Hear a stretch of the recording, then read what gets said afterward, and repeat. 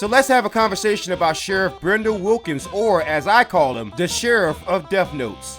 Because the former Granville County Sheriff, whose name is Brendel Wilkins, was indicted some time ago on felony charges for allegedly aiding someone who was going to send one of his deputies to the upper room, yeet him or get rid of him, because that deputy, who is former Granville County Sheriff's Deputy Joshua Freeman, allegedly had some evidence that Brendel Wilkins is a bit of a racist. And Joshua Freeman allegedly had some evidence that Brendel Wilkins used some racially insensitive language.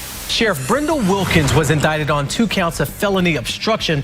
Court documents say the sheriff knew about the threats against a former deputy and failed to take action. Again, that's coming from court documents. And so back in 2014, Joshua Freeman had his life threatened, and it turns out that Brendel Wilkins was well aware of this plot. And there were some recordings depicting Wilkins saying some very interesting things, such as "take care of it," or "you ain't got the weapon, you ain't got nothing to go on," or "the only way to find out these murder things is people talk. You can't tell nobody, not a thing." That's what this man said. And you would think that a sheriff would try to prevent what was going to happen to their deputy. No, instead, Brendel Wilkins was instructing this person on how to get away with it because he didn't want to be exposed as a racist. And it turns out that Brendel Wilkins was up to some more dirt. Former Granville County Sheriff Brendel Wilkins was facing a slew of charges in court this morning. We have learned he has now been found guilty on all of those charges.